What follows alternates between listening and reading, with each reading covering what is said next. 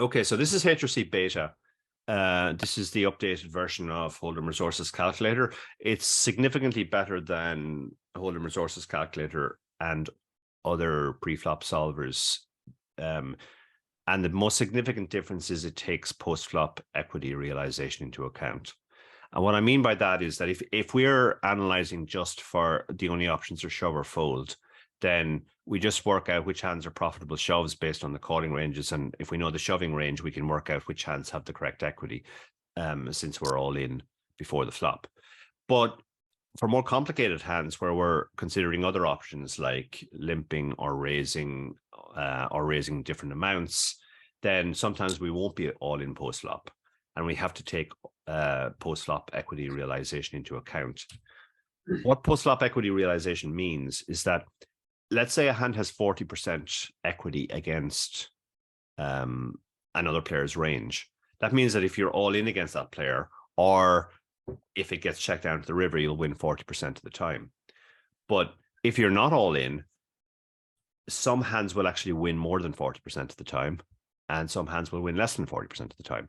Some hands will tend to flop very weak equity on the flop, but the opponent will c-bet and we won't have the price to call and we'll have to fold. Other hands will tend to flop very strong draws or be very strong hands themselves, over pairs or sets or whatever, and it doesn't matter how much the opponent bets, we'll be able to call. So a hand like Jack 10 suited would realize equity quite well because it flops really well, and pocket twos does not realize equity well, right? Exactly, yeah. Pocket twos will often be the best hand on the flop, but if it's looking at 3 overcards, it's going to have to fold. Jack 10 suited, when it has a very strong draw, it doesn't matter what the opponent bets, will be able to continue. If we're relatively shallow, if it hits top pair, it'll also be able to continue.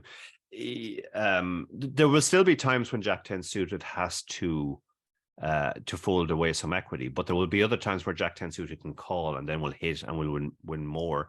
And when it doesn't hit, it can fold and preserve money. So yeah, hands like Jack 10 suited, the very strong hands in our range, aces, kings, etc., they all tend to over realize, and hands that are easily dominated, like and unsuited hands like ace 2 off or low pairs, they'll tend to under realize, because they'll just have to fold on the flop a lot.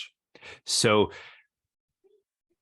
we use this Monte Carlo hand, which means it's going to take post-flop equity realization into account. It's going to try and map out all of the things that can happen post-flop and see how much the hand will actually make as a raise or a call, as opposed to just its raw equity. So if we click on this, we need to set up all the stack sizes and the payouts. On the stack sizes, because this was a big blind ante, we can't just put in the stacks and blinds, because HRC is set up that every player posts a blind. But in this case, obviously the big blind is the only person who posts the blind. So the first thing we do is, because there are 6 players, we set the ante to 1/6 of a big blind, so that it will all add up to 1 big blind. I always, just as a point of style, I always set the big blind, the small blind, big blind to 500, 1000, so that it's very easy when we look at the stacks to know how many big blinds each stack is. So what I've done is I've taken all the stack sizes and I've added the ante for the guys who aren't actually going to have to post the big blind ante. But I've subtracted an entire big blind from the big blind stack because he has to post the full ante. So in this case, Benny started with 91 big blinds, so we put him in as 91 plus the ante. Elliot had 48 big blinds, so again 48 plus the ante. 10 big blinds, 10 big blinds, 17. Started the hand with 9 big blinds, so we add on the partial ante, but then subtract the full ante that he actually had to post. To give us what he had behind, effectively. For the prize pool, this is the actual prize pool. I've added 10,400 to the first prize because there was a WPT seat for the winner. It shouldn't really make any difference. The important thing about the prize pool is just how flat it is compared to a lot of tournaments. A lot of tournaments are very top heavy. And you might see as high as 40 or 50% of the remaining prize pool up top. And in that case, obviously, the ICM is less extreme as you're more incentivized to play for the win or a top 2 spot. In this case, like we have 6 players left. So the average payout for them is going to be 1/6 of the prize pool, 16.66. You can see that we're kind of grouped around that. Even the guy who goes out next in 6th is still going to get almost half that. And the guy who wins is only going to get double. So because the payouts are bunched together, that reduces the ICM. It doesn't exactly turn it into a satellite, but it makes it more like a satellite than most payout structures would be. Also, if we just in passing look at the stack sizes, you can see, I mean, we basically have 4 short stacks, 17 big blinds or less, and 3 of them are 10 or less. So that really ramps up the ICM as well, particularly for Elliott. Absolutely, yeah. Because he should pretty much always come 2nd or 3rd from here. So busting a 6 would be a disaster for him. So he has to be super tight against Benny. The other guys also have to be pretty tight when Benny opens, because they could if the other players were all willing to gamble and get involved, there could be a scenario where one of these 10 big blind stacks, or the 17 big blind stack in particular, could just fold their way to 3rd. Yeah. And that's a fairly significant increase in their equity. So everybody is under extreme ICM pressure except Benny. Benny has, and Benny really can apply the screw and will be able to play a lot of hands. Okay, so once we've set this up, and we're using ICM, obviously, we go next. We set up various options for the sizes. So I'm going to give Benny 3 sizes in addition to all in: 2 big blinds, 4 big blinds, 6 big blinds, and all in. I didn't bother changing the other options because it didn't get as far as them. So that it's not going to be part of our sim. These stats down here relate to essentially how complicated we're going to internally we're going to make the tree. This is fine for our purposes. If we were trying to get a 100% definitive solution and we were prepared to leave it running for weeks, we could increase these, but this will do for our purposes. For post flop, I'm just going to set up a couple of sizings for various options, allow donks, etc. That's going to make the post flop more complicated, but it's also going to make the post flop equity realization calculation more accurate. So once we've done all that, we click finish. I know this is where you're going to cut. And we're going to go straight to this. And we are going to do this. Okay, so here is the solution. We obviously cut ahead here because this took over an hour to run. And you can see this is the line on top is what we're doing with the range. You can also see it over here.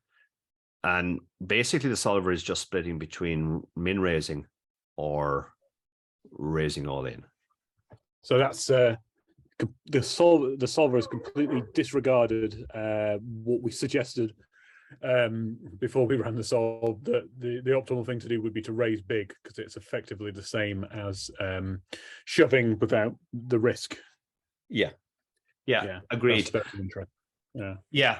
I think, I mean, we have to put a caveat here, which is that this is the latest solver, and this is the most accurate solver we have at the moment. But if we'd run this a while ago, we would have got we could potentially have got a different result. And if we run it in a year's time, who's to say we don't get a different result? But just to try and rationalize why this might be, because this solver is accurately assessing post-flop equity realization, it realizes that when we min raise and get called, that's actually a very good spot for us. We're going to win the pot way more post-flop because of ICM. That's something that we covered in our book. And one of the phrases we used in Endgame Poker Strategy, the ICM book, was min or all in, which is that you will often, when you shove, they're going to have to fold more because their tournament is at risk, but they're also going to have to fold a lot, even to small bets. So you can make small bets for very little risk. We're seeing the same thing here pre-flop. The solver is essentially milling or all inning, and it's not doing anything in between. It's Because if we look at it's the two lowest. Yeah, go on. Yeah, sorry, no, go on. So no, I'm just saying it's the two lowest variance options. You know, the min bet, you obviously risking the minimum, as the name suggests, and the all in is also a low variance option because it's just going to get through so often. Sorry, Benny, but it usually does. Yeah, absolutely. I mean, to make that point, let's look how often the min raise is actually going to get through.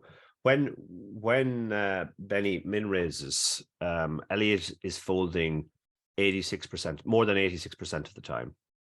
The cutoff is folding almost 90% of the time.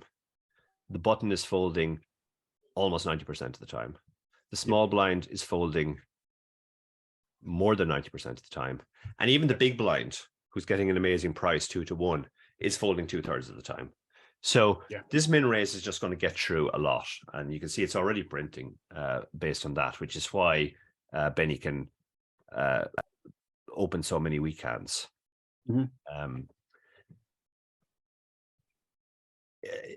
Another point to look at is how often he gets 3-bet, and he's not even getting 3-bet very often. Elliott has to be super cautious. The only hand Elliott can really 3-bet for value is aces, and then he balances that with some weaker stuff. But really, that's only like happening 1.7% of the time. Most of the time when Elliott plays, he's just going to call. The 10 big blind stack, obviously, he's going to shove or fold, as will the button. Another 10 big blind stack. The 17 big blind stack and the small blind, you can just see that because he has 17 big blinds, more than the 2 10s and an 8, he actually, even though he's in a later position, he's actually the tightest player on the table. He can only play 8.6% of hands. That's because he's under such extreme ICM pressure. Absolutely, yeah. Even more so than Elliott, because Elliott can flat a lot, and he's only got put in 2 big blinds of his 48, so his stack isn't immediately threatened. But this guy can pretty much only fold. I can only shove or fold. He doesn't want to flatten the small blind. Ace is the only hand that's strong enough to do that, and he has to be super tight. He has to fold hands like 8s, or ace 10 off. So he's usually folding as well, and then the big blind, when he does play, is actually only, even though he only has 8 big blinds, is only going to shove 20% of the time. So again, we're just not getting shoved on very much either as Benny, and it just shows what a great spot Benny is in before this hand. So now if we turn our attention to what Benny should do with his specific hand, ace jack off. If we hover over the ace jack off, we can see it gives the expected value for each of the actions. Folding always obviously has an expected value of 0, and we're not going to be folding ace jack off. Raising to 2 big blinds makes $14,501. Raising to 4 big blinds makes $14,289. Raising to 6 makes $13,252, and shoving makes $14,069. So if we rank these in order, raising to 2 is the best. Yep. Makes the most. Raising to 4 is second best. Shoving is next best, and raising to 6 is the worst. Yeah. I mean, it makes sense for the hand too, I guess, because going back to equity realization, ace jack off is surely one of the hands that realizes equity pretty well, especially with shallow stacks. You know, we hit a top pair, we're going to go with it. Sorry, I think I've interrupted your train of thought with the. No, not at all. No, that's a good point, I think. Let's just look at what the response should be that if we do raise this hand. If you can see, well, first of all, let's just focus on the hijack's response. Like the hijack, as I said, is not really, even kings doesn't want to raise and get it in, or potentially face a 4-bet. So everything below aces is actually just calling. He's mixing. He can't just call only with aces, so he's throwing in some other stuff too, like ace jack suited some of the time, ace 10 suited. But for the most part, he's just calling. And to be clear, this is not because we're trapping. This is not because we're trying to induce someone to come over the top of us. This is because, for ICM reasons, we have to play the hand very passively. And I guess because we got position, we're able to do that. Yeah, exactly. Like if you look at it, even a hand as strong as aces, it makes as much calling as it does as it does raising. Even though we would obviously be happy enough to get aces in. But another reason why we have to call our really strong hands here is that if we do call, we obviously set up a squeeze behind. Yeah. And we need to have some very strong hands that can snap off the squeeze when that happens. So I think in practice, it actually wouldn't be a mistake just to call your entire range here. You can see that there's no hand that actually pure raises. So we could just call our entire range here in practice. And I suspect maybe that's what Elliot was going to do. Yeah. Yeah. So we almost never get three bet. If we did get 3-bet, it's interesting to see what we do with ace jack. We would actually Benny should just call with ace jack. Yeah. This would be Benny's response. In fact, Benny's doing not a lot of folding. He's folding whatever that works out, just about a third of the time. Benny is also under a bit of ICM pressure here because he only covers the guy 2-1. If he covered him by 10-1, it'd be a lot different because then he could double the guy up and still be a commanding chip leader. Yeah. But Benny's not incentivized to get in here either, getting too light. So you can see that even kings in Benny's spot is a flat. And then the other players, if they shove, let's see what we do. If the cutoff shoves, we're calling off with ace jack off. So obviously the button was the same stack. We're going to call him off as well if he shoves. Yeah. If the small blind shoves, we would actually fold because it's 17 blinds. 17 big blinds. Yeah. Yeah. It's plus we know how tight the small blind was shoving to. Right? Yeah, exactly. Look at that range. Like ace jack off is not in good shape against. In fact, ace jack off is ahead of nothing in that range. Right. Yeah. So therefore, it's flipping against some of the range. It's dominated by a lot of the range. So we would actually just fold. And that's another reason I think for the 2x to allow ourselves to fold. If we opened to 4x, we'd be getting a better price, and we might have to call off. And we'd still be in this bad shape against the shoving range.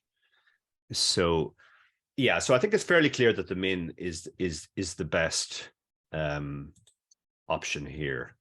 Now, that said, the margins are fairly close. Like there's less than $500 difference between shoving and min raising. So we can't even say that shoving is a big mistake. It still makes over $14,000. It's just that we have another option, which the solver thinks makes $14,500. I guess this is where we see the limitation of ICM, because ICM doesn't factor in future game and it doesn't factor in skill. Benny is probably the best player at the table. I think that was quite clear, definitely by the hype going into the final table. So I guess these differences in equities don't really match up when you think about the fact that if Benny can keep the chip lead and utilize his skill, that's way more valuable than whatever equity he picks up with a shove. So that's what it doesn't factor in. Yeah, absolutely. Benny's in an amazing spot here. The ICM is working in his benefit. He gets to pressurize other players. That means in every single seat on the table, including all the way back to under the gun, he gets to raise way more hands than usual. He can open more hands profitably. And the more hands you can open profitably, obviously, the better it is for you, because it's more likely you're going to be dealt one of those profitable hands. I mean, you can actually look at this. Like Benny gets to play 28% of hands under the gun. Sorry, more than 28%. I'm neglecting like 50% or something. Yeah, nearly 50. Benny's actually only folding. Yeah, Benny's only folding 50%. So Benny gets to play half the hands he's dealt, which is fairly incredible under the gun. If he does fold, the hijack obviously covers everybody. Elliot covers everybody behind him. He gets to play about 50% of hands as well because of that. But if he folds, the cutoff, who's short but in a later seat, can only play 25% of hands. The button can only play 32% of hands. The small blind, because he covers the big blinds, gets to play almost 100% of hands. So you can see that like both Elliot and Benny, because they cover all the people behind them, can actually play more hands than those guys can play, even if they fold. And that's because of the ICM. So that's a situation Benny wants to preserve for as long as possible. It's interesting that yeah, go on. Sorry, it's interesting that Elliot has the same kind of mixed strategy if Benny folded, because I think a lot of people would think that because there's only shallow stacks behind Elliot, that just the open shoving strategy would be the one that the solver would advocate. But Elliot still min raises half the hands and shoves half the hands. And the effective stacks are only 17 big blinds at best. Yeah, but proportionally they're kind of similar, because like if you think about Benny's situation, he's got one stack behind him that's almost that's half his stack roughly. And then he has other guys who are very short. It's kind of the same for Elliot. Well, first of all, the guy behind him has almost half his stack, so he has to be careful because of that. He doesn't want to get in against him. If he gets in against him and loses, Elliot, is back down to 30 big blinds, and he's not even in second place anymore. And also the short stacks are a more significant chunk of his stack than they are of Benny's. If Benny loses 10 big blinds, it's no big deal. Elliot loses 10 big blinds, it's a bigger deal. It brings it back to 38, and it opens the gap between him and Benny, and it closes the gap between him and the guy on 17 big blinds. So that's why, even though he's one seat later, it's roughly the same. He won't have too many raised folds against the 10 big blind stacks, but he'll probably have quite a few against the 17 big blind stack. Actually, let's test that. So if he does min raise and the 16 big blind stack shoves it in from the small blind, yeah, he's only calling off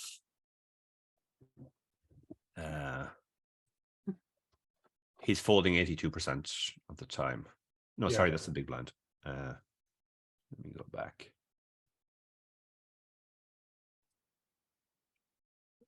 Sorry, I'm in the wrong part of the tree here. So he raises to 2 big blinds, and the 17 big blind stack shoves.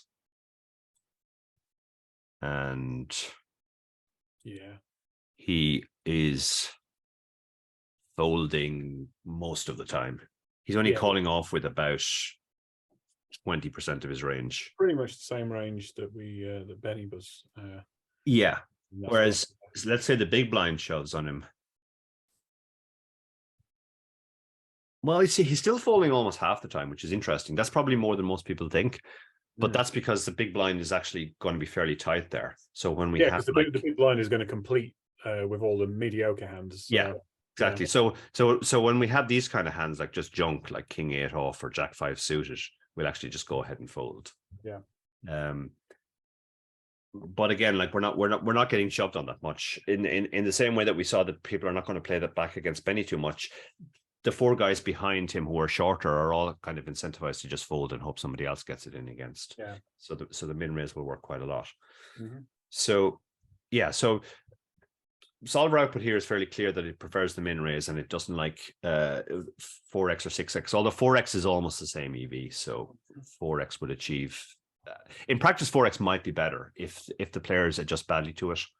Yeah. Again, it always depends on what the other players do. Mm-hmm. I remember when I started playing online 12, 13 years ago, the 2.5 or 3x was just standard. And the only reason why I started 2xing was that I noticed that in the games that I was grinding at the time, 45 mans and full tilt, people just pressed the pre-fold buttons. So that means whether you raise 2x or 3x, you got the same folds. So I just thought, okay, well, people are going to fold the same amount. It took a while before people worked out that you had to defend much wider against 2x. Nowadays, I think people actually know their 2x defending ranges very well, because that's what they study. Sense to like 3x and 4x to confuse them, right? Yeah, but the 4x just confuses them. They obviously know they should defend a bit tighter, but they might over adjust or they might under adjust. So it's always the case, and we say this in our latest book, GTO Poker Simplified. It's not just about sticking rigidly to GTO. Sometimes if you do something which is slightly off GTO, the other players will actually make bigger mistakes. Like, again, if we go back to the EV of ace jack off, the difference between raising to 2 big blinds and raising to 4 big blinds is just over $200. but the mistakes the other players make against us, either pre-flop or post-flop, could amount to more than $200. So we could end up in practice making more money using this strategy. They might overfold pre-flop, or they might call with the wrong type of hands. Let's just look at the call briefly. We did already, but some people suggested that they thought kings might even be a fold to the shove. Now, Solver's basically saying kings is a fairly slam dunk call. It makes 97,358 or 356. It's actually advocating calling some of the time with queens as well. And Jack Hardcastle said to me that he would call with queens. I think there is actually an argument for going a bit wider than so maybe calling all the time with queens.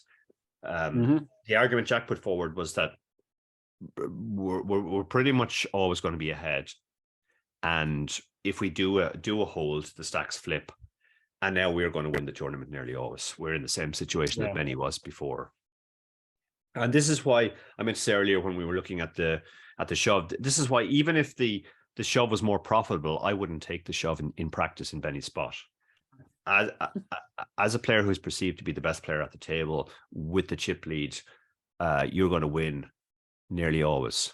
When I asked top players ahead of how often they thought Benny was going to win from here, nobody went under 90%. The general consensus was Benny wins at least 90% of the time, and when he doesn't win, he comes second. But that was based on the assumption that he would use a small ball strategy. When happens is now obviously Benny was very unlucky. You can see here that the calling range is only 1% roughly. So he ran into the 1% of time Elliott gets dealt a hand he can call with, and he didn't get there against kings, which he's entitled to do some of the time with ace jack as well. So it is an outlier, but I think it's an unnecessary risk to take.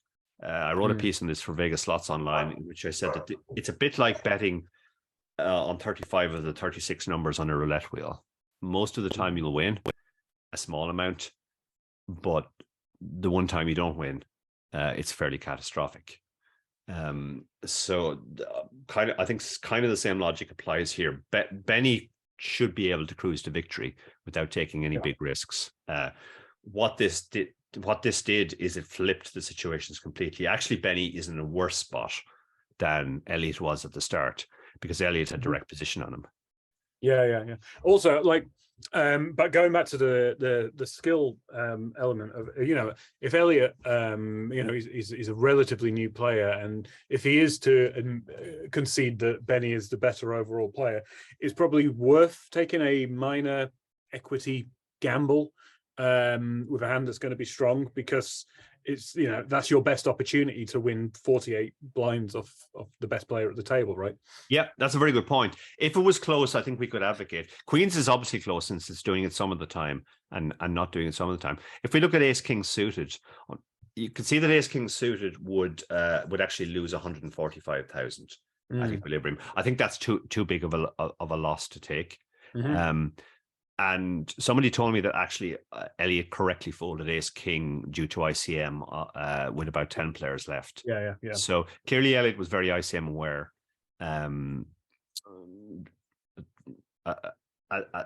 As I believe we mentioned, I had run into him and he said that he'd read the 4 books and got a lot out of them. So we know that he read in-game poker strategy as well. He did appear to be very ICM aware.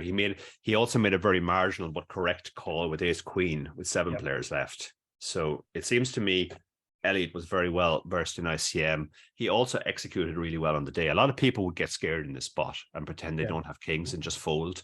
He was very quick to call, very quick. Yeah, but clearly he knew the spot and he knew it was a call, and he wasn't afraid. It's fairly gross when you see the ace jack, because you know now that almost 30% of the time you're going out in 6th. Yeah. But credit to Elliott. I think it will. It's a good sign of character that he was willing to call off there. If we look at some other hands, jacks might be close now. Like jacks, okay, in equilibrium it loses 57,000. But if you were really prioritizing winning the tournament and you didn't want to let Benny keep being able to, open a lot of hands, put a lot of pressure on post flop, etc., etc. You wanted to go for the game changer. You could possibly make an argument for calling with jacks as well. By the time we go down to tens, I guess it's getting worse. Yeah, tens is almost as bad as ace king suited. So I think queens and jacks are the only light calls that we could advocate in this spot. Yeah. But there's certainly an argument for it. All of these spots just don't take future equity into account. Benny is in an amazing spot as long as he has the chip lead. Every single hand he gets to open more hands. He gets to put more pressure on with small bets. He gets people to fold more to his all-ins. Whereas all the other players have to play very, very tight. If Elliot can flip it around as he did, he flips the script basically. Now he becomes the guy with all the advantages. So unlucky to Benny, obviously a very, very talented player, and he was almost certainly going to crush this final table had he not run into kings. Well done to Elliot. He knows his in-game poker strategy, the ICM book, very, very well. And thank you, Dara. Thanks, Barry. Very interesting hand to analyze.